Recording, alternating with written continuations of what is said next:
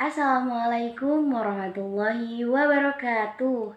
Perkenalkan, nama saya Siti Mayasari dari Program Studi Pendidikan Agama Islam kelas A dengan NIM 2312001 semester 4. Di sini saya akan menjalankan tugas terkait tentang mata kuliah perkembangan kurikulum, yaitu pengembangan komponen materi strategi dalam kurikulum. Lanjut kepada pembahasan, yaitu hakikat strategi pembelajaran. Kata strategi berasal dari bahasa Latin, yaitu strategia, yang berarti seni penggunaan rencana untuk mencapai tujuan. Menurut Miyarso 2005, strategi pembelajaran adalah pendekatan menyeluruh pembelajaran dalam suatu sistem pembelajaran yang berupa pedoman umum dan kerangka kegiatan untuk mencapai tujuan umum pembelajaran yang dijadikan dari pandangan filsafat atau teori belajar tertentu. Jadi, maksudnya strategi pembelajaran itu seperti rencana belajar yang dibuat guru untuk membantu siswanya belajar. Nah, rencana itu bukan soal cara mengajar, tapi soal mengapa guru tersebut itu memiliki cara itu. Jika diistilahkan seperti peta yang diarahkan agar siswa bisa menyampaikan tujuan yang diinginkan. Selanjutnya yaitu tujuan strategi pembelajaran. Yang pertama yaitu efektivitas pembelajaran. Jadi bagaimana cara siswanya itu paham, bisa menerapkannya, bukan cuma hafal dari segi teori saja. Yang selanjutnya efisiensi pembelajaran. Bagaimana cara sumber yang digunakan oleh seorang guru, contohnya buku, handphone, laptop, dan perangkat lainnya itu bisa dipakai untuk mencapai tujuan pembelajaran yang diinginkan. Yang selanjutnya yaitu menarik minat dan motivasi belajar. Cara membuat siswanya itu semangat belajar, yaitu dengan memuat strategi pembelajaran yang menyenangkan dan tidak membosankan. Yang selanjutnya yaitu memfasilitasi pemahaman yang mendalam. Dengan cara supaya siswa tidak hanya sekedar tahu, tapi benar-benar paham terhadap konsep secara mendalam. Yang selanjutnya yaitu mengembangkan keterampilan belajar mandiri. Bagaimana cara siswa tersebut itu bisa belajar sendiri, mencari informasi, menggali sendiri informasi, dan juga tidak ketergantungan terhadap guru. Yang selanjutnya yaitu manfaat strategi pembelajaran. Yang pertama yaitu tentang siswa terbiasa belajar dengan perencanaan yang disesuaikan dengan kemampuan diri sendiri. Jadi siswa memiliki kesadaran tentang kekuatan dan kelemahan dalam belajar. Yang selanjutnya yaitu bisa memiliki pengalaman yang berbeda-beda dengan temannya, meski ada juga pengalaman mereka yang sama. Jadi, meskipun ada beberapa materi atau kegiatan sama, tapi setiap siswa itu memahaminya bisa sangat berbeda-beda. Dan yang selanjutnya yaitu siswa dapat memacu prestasi belajar berdasarkan kecepatan belajarnya sendiri secara optimal. Jadi dengan memahami kecepatan belajar, masing-masing siswa dapat mengatur strategi belajar mereka masing-masing. Selanjutnya terjadi persaingan yang sehat dalam mencapai hasil belajar yang efektif dan efisien. Persaingan dalam belajar itu bisa menjadi motivator yang kuat, tetapi dilakukan harus dengan secara sehat. Ciri-ciri strategi pembelajaran efektif. Yang pertama yaitu relevan dengan kebutuhan siswa. Jadi strategi pembelajaran harus berkesinambungan dengan apa yang dibutuhkan dan menarik bagi siswa. Yang selanjutnya yaitu melibatkan siswa secara aktif. Pembelajaran tidak diarahkan hanya guru yang berceramah, tetapi mendorong siswanya juga untuk bisa berpikir, terus berdiskusi supaya daya ingat dan juga bisa terasahnya kemampuan yang dimiliki oleh siswa. Yang selanjutnya yaitu menggunakan berbagai metode. Nah, kan banyak sekali metode-metode di dalam strategi pembelajaran. Strategi pembelajaran yang baik kan yang memanfaatkan berbagai metode seperti diskusi, terus banyak lain-lainnya, studi kasus, terus melalui metode permainan supaya pembelajaran jadi menyenangkan. Macam-macam strategi pembelajaran. Nah, ada beberapa, itu ada 5. Yang pertama, pembelajaran langsung, di mana seorang guru itu sebagai sumber utama informasi. Guru yang menyampaikan materi pembelajaran, kemudian siswa yang mendengarkan dan memahami informasi tersebut. Yang selanjutnya yaitu pembelajaran tidak langsung, artinya siswa sebagai pembelajaran aktif dan guru sebagai fasilitator yang membimbing siswa. Yang ketiga, strategi pembelajaran interaktif, yaitu interaksi sosial antar siswa dan guru, serta antar siswa dengan temannya dalam pembelajaran melalui diskusi. Yang selanjutnya, strategi pembelajaran melalui pengalaman. Dan yang kelima, strategi pembelajaran mandiri, di mana siswa itu bisa belajar mandiri dan tidak terlalu ketergantungan terhadap seorang guru. Yang selanjutnya yaitu jenis model, strategi, pendekatan, metode, dan media pembelajaran. Yang selanjutnya, hakikat model pembelajaran. Secara umum, istilah model itu diartikan sebagai kerangka konseptual yang digunakan sebagai pedoman dalam melakukan suatu kegiatan. Sedangkan menurut Trianto, model pembelajaran adalah suatu perencanaan atau suatu pola yang digunakan sebagai pedoman dalam merencanakan pembelajaran di kelas atau pembelajaran tutorial.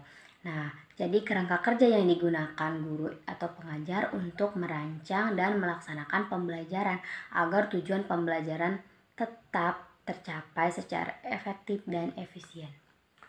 Model pembelajaran. Yang pertama yaitu model pembelajaran kooperatif. Artinya pembelajaran itu menekankan kepada kerja kelompok dan juga siswa bekerja sama untuk mencapai tujuan pembelajaran bersama. Yang kedua yaitu model pembelajaran berbasis masalah. Siswa belajar melalui pemecahan masalah, guru sebagai fasilitator untuk membimbing siswa dalam proses penemuan solusi. Yang ketiga yaitu model pembelajaran terbalik. Artinya semua tugas atau pembelajaran itu dipelajari di rumah dan di kelas itu dipergunakan untuk diskusi dan sebagainya. Yang selanjutnya yaitu model pembelajaran jigsaw. Artinya yaitu siswa dibagi menjadi kelompok untuk mempelajari bagian tertentu. Kemudian mereka itu membagi pengetahuan dan pengalaman kepada kelompok lain. Jadi sistemnya itu seperti pembelajaran rolling dari kelompok satu ke kelompok berikutnya. Yang selanjutnya yaitu model pembelajaran berbasis game. Jadi si siswa tersebut itu diarahkan kepada pembelajaran melalui game supaya pembelajaran tersebut jadi menyenangkan dan tidak membosankan.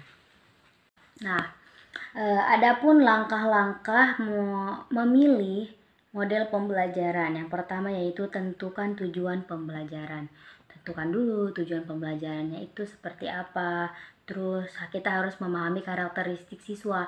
Apakah siswa lebih senang belajar secara mandiri, berkelompok, atau seperti apa. Terus sumber daya yang tersedia. Lihat dulu sumber daya yang tersedia di kelas itu seperti fasilitas media, seperti fasilitas laptop, buku, dan lain-lain sebagainya. supaya bisa menerapkannya kepada pembelajaran. Yang selanjutnya, pertimbangkan waktu yang tersedia. Apakah waktu ini cukup? Apakah waktu ini sesuai untuk mencari model pembelajaran? Yang selanjutnya, evaluasi model pembelajaran. Jadi apakah cocok untuk siswa dan mengevaluasinya. Yang selanjutnya yaitu contoh. Guru menyampaikan materi pembelajaran pendidikan agama Islam melalui cerita menarik dan mengandung pesan moral. Contohnya kisah Nabi Muhammad SAW dengan bahasa yang sederhana dan mudah dipahami anak.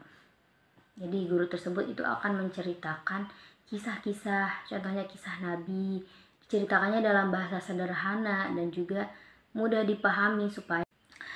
Yang selanjutnya yaitu adalah strategi pembelajaran menurut Sanjaya.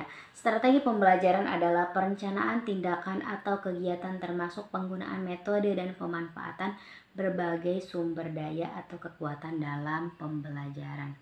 Yaitu seperti cara guru mengatur semua elemen pembelajaran agar tujuannya itu tercapai secara efektif.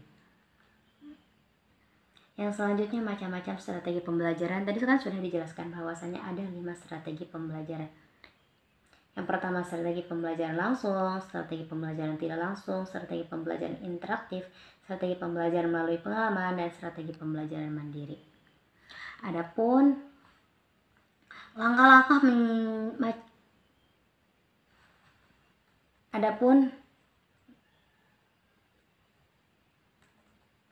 langkah-langkah pemilihan strategi pembelajaran. Yang pertama, tentukan dulu tujuan pembelajaran yang jelas, kenali karakteristik peserta didik, pertimbangkan sumber daya yang tersedia, analisis materi pembelajaran, pertimbangan sumber daya, dan evaluasi berbagai strategi pembelajaran. Contohnya yaitu saya mengambil dari diskusi kelompok atau studi kasus. Siswa dibagi menjadi kelompok-kelompok kecil, diberikan sebuah kasus atau masalah terkait materi pelajaran, misalnya perilaku jujur dalam perdagangan, dan diminta untuk mencari solusi atau mengambil pelajaran dari kasus tersebut. Jadi setiap kelompok akan mencari tahu bagaimana perilaku sikap jujur dalam perdagangan, dan mereka juga akan mencari solusi bahkan mengambil pelajaran dari kasus tersebut. Yang selanjutnya yaitu pendekatan pelajaran menurut Saifuddin. Segala pendekatan pembelajaran merupakan jalan yang akan ditempuh pendidik dan peserta didik dalam mencapai tujuan instruksional untuk suatu satuan instruksional tertentu. Pendekatan dapat diartikan sebagai titik tolak atau sudut pandang kita terhadap proses pembelajaran. Jadi setiap guru dan juga siswanya itu akan mencapai tujuan pembelajaran yang ditempuh dengan cara pendekatan pembelajaran terlebih dahulu. Adapun macam-macam pendekatan pembelajaran. Yang pertama yaitu pendekatan dari identifikasi tujuan pembelajaran. Yang kedua, analisis karakteristik siswa. Yang ketiga yaitu pertimbangan materi pembelajaran. Yang keempat, evaluasi berbagai pendekatan pembelajaran. Yang kelima, pilih pendekatan yang paling sesuai. Dan yang keenam, implementasi dan evaluasi. Yang selanjutnya yaitu langkah-langkah pendekatan pembelajaran. Yang pertama, kita harus pilih dulu pendekatan pembelajaran, terus rencanakan proses pembelajaran, buat jadwal pelajaran yang realitas yang ada, terus pecah materi menjadi bagian-bagian kecil yang lebih mudah dikelola, jadi lebih mudah dipahami sama siswa. Siapkan sumber daya yang diperlukan seperti buku, materi online seperti laptop, dan lain-lain. Implementasikan strategi pembelajaran. Yang selanjutnya, aktif terlibat dalam proses pembelajaran. Yang selanjutnya, catat poin-poin penting dan ajukan pertanyaan. Yang selanjutnya, gunakan teknik memori, misalnya mnemonic, peta pikiran. Yang selanjutnya, evaluasi dan refleksi. Ukir kemajuan secara berkala dan identifikasi area yang perlu ditingkatkan. Contohnya pendekatan musik dan lagu. Music and song approach Menggunakan musik dan lagu untuk menyampaikan pesan-pesan pendidikan agama Islam dengan cara yang menyenangkan dan mudah diingat.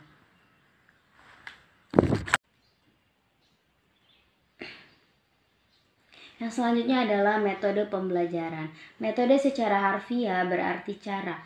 Dalam pemaknaan yang umum, metode diartikan sebagai suatu cara atau prosedur yang dipakai untuk mencapai tujuan tertentu. Sedangkan kata mengajar sendiri berarti memberi pelajaran. Metode menurut J.R. David dalam Teaching Strategies for Challenge Classroom adalah cara untuk mencapai sesuatu. Jadi metode pembelajaran ini adalah cara atau prosedur yang digunakan ketika mencapai tujuan pembelajaran, yaitu macam-macam metode pembelajaran. Yang pertama yaitu metode ceramah. Guru akan menjelaskan terkait dengan pembelajaran. Yang selanjutnya yaitu diskusi kelompok. Siswa akan dibagi beberapa kelompok untuk mendiskusikan suatu permasalahan. Yang ketiga, pembelajaran berbasis proyek. 4, pembelajaran kolaboratif. 5, pembelajaran berbasis masalah. 6, pembelajaran berbasis game. Pembelajaran daring atau online. Terus yang ke-8, metode demonstrasi. Yang 9, pembelajaran berbasis cerita. Dan 10, pembelajaran mandiri. Adapun langkah-langkah metode pembelajaran. Yang pertama, kita harus merencanakan dulu. Yang kedua, persiapkan. Yang ketiga, pelaksanaan. Yang keempat, evaluasi. Yang kelima, tindak lanjut. Contohnya dari metode pembelajaran yaitu diskusi. Siswa bertukar pikiran dan berpendapat ataupun berbagi pendapat tentang masalah yang sedang dibahas tentang media pembelajaran. Menurut Zamarah dan Zain, media pembelajaran adalah segala benda atau perangkat yang digunakan oleh guru dalam proses belajar mengajar untuk memudahkan guru dan siswa mencapai tujuan pembelajaran. Jadi media pembelajaran itu seperangkat alat untuk mencapai tujuan pembelajaran. Macam-macam media pembelajaran antara lain media visual, media audio, media cetak, media proyeksi, media realitas, dan media sosial. Dan yang selanjutnya langkah-langkah pilihan media. Yang pertama, analisis dulu kebutuhannya, terus rumuskan tujuan pembelajaran yang jelas. Yang ketiga, identifikasi pilihan media yang tersedia.